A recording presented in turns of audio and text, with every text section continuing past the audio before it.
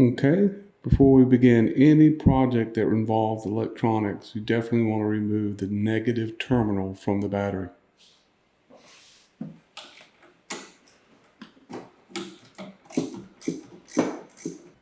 Okay, now that we remove the battery's negative terminal, we can begin to work on the electronics. First thing I like to do is remove the passenger side seat to give me a lot more access without having to work around the seat, especially when removing the center console. So I want to remove this connector. That's basically on this car. This is all I have to remove. It has a little lock right here, and that slides out. And that's basically all you do is just kind of try to work. Sometimes it'll be stubborn. There it goes.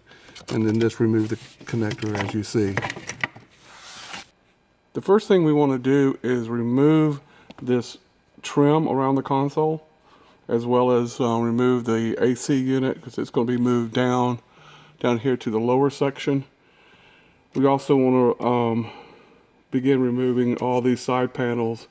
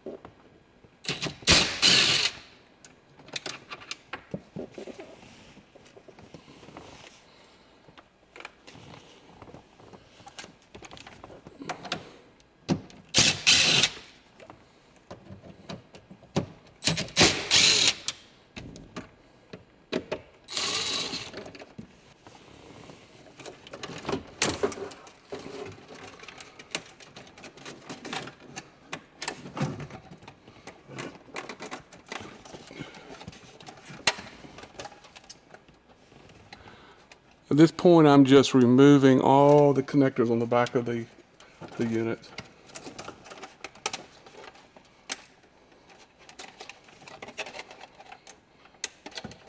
What we want to do now is start removing all these shelving and side trim pieces so that we can reconfigure this for the AC controller. And that means routing the cable on down. That takes a little time. And then of course we're going to remove all the console here around the gear shift as well.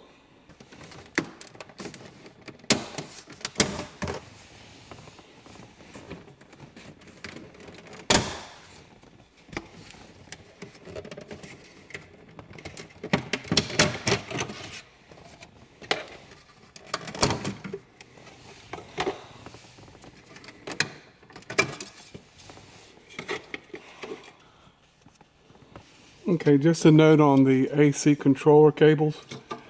Not the easiest thing to route, but thankfully they give you plenty of cable, or let's just say just enough cable to connect to the lower shelf area. But this cable comes from the passenger side on my right, and my advice is to route it down this little gap right here on the left side of the radio. Right there. Route it right down through there. Then using your light, come over here and route it down. Then just noodle it down into this port right down in here. It's a little hard to see on camera, but as you can see the cable there, and there is a port right there. Again, if you try to route it on the right side, it's a little more difficult, I believe. But if you take the cable that comes from the right and then go down straight to the left and just work it down gently, so make sure you don't break any of these connectors, obviously. And then come down, straight down, and just carefully noodle it through the porthole there at the bottom, and you should be okay.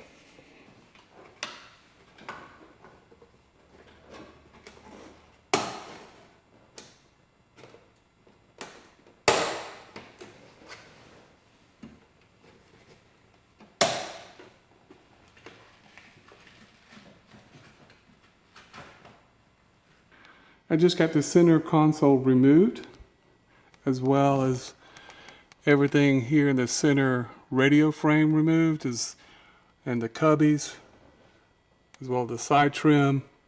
All that's moved out of the way. I've moved the cables down for the AC controller, so you can see those there. Now it's time for the reverse signal that comes from the transmission. Now if you have a newer car, as I've mentioned before, you tap into the gear shift control module. That you'll find on that module, you'll find the blue-black cable that we're looking for, and it's normally located right here, lower section. But this is an older car. As I mentioned before, it's a 1999. Okay, so anything for 911 from 1998 until 2001, you probably won't have this module. For later cars, you will. Same thing goes for 986. The earlier cars, you won't have the module right there. So what you have to do is you have to tap into the blue-black cable that comes out of the wire harness that goes to the immobilizer. So I've noodled around. Normally it's going to be bundled up. So you see it's capped off right there. But you're looking for this blue-black line. This will signal the reverse lights. And it will work with the radio to tell the radio that it's in reverse so it can turn on the backup camera system. As you can see here, we've sorted the blue line into the black-blue lines that come from the car. This is the reverse signal. We've run this line underneath the center console up through the center of the radio console and out. And we're ready to solder it into the radio, as well as the amp trigger. We have a sub amp. We've actually installed a Bose sub, which is self-powered, but it also needs an amp trigger from the unit. So we're soldering that in with the reverse signal as well. I just wanted to note that the GPS antenna parks right there on that spot right there on the back. I've run a line down here to pull the cable back through, but you can see that goes above the air duct. So just keep that in mind. Circles back and comes through the air duct. As you can see, I've been able to noodle the GPS line all the way through above the air duct. You want to be very careful because you have the LED blinker for the alarm system there. And the GPS line has a terminated connector on it. So it's not like I can easily just cut it and splice it together. This is a coax cable. Not as easy as some lines. The GPS antenna fits nicely right in the factory location. The cable is routed down below the dash into the radio console area right here. So we'll just plug this in as soon as we get a minute and move forward with installing the radio. Okay, so we're at the stage where we're connecting our ISO connections from the car. These are the factory ISO socket A, the black one, and socket C1, which is the yellow one. That one feeds the preamp audio as well as amp trigger for the factory amp. Okay, I also wanted to make sure you know that this wire harness did not come with this orange cable. I inserted that right there. That is for illumination. I believe that's pin number 6. So the orange cable on the PCCM clone would have to be soldered to this line right here, okay? And that is handled right there at the car. So the illumination, if you want the keys to light up for you, and then you want to connect this this orange line right here. So here we got the radio installed back in the car with the surrounding trim and the buttons. Now we want to test the backup camera. Starting off, we want to put the car in reverse and make sure the camera sees the reverse trigger to know to turn the backup camera on. And before we run this long cable to the very back, we want to test the cable, the power to the camera, as well as the camera itself, because we don't want to go through all this trouble pulling cable only to have to pull it back out if there's a problem. Okay, to access the behind the carpet going up the door sill, I'm going to have to remove this part. There's 2 bolts that are holding it.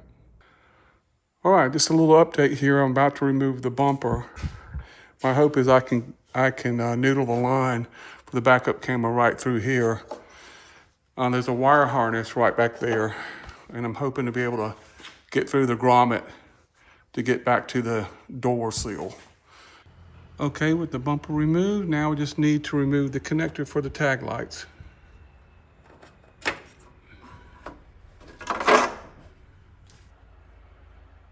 One of the cool things about these rear bumpers, Porsche designed them to be able to be removed without having to jack the car up or remove the wheels.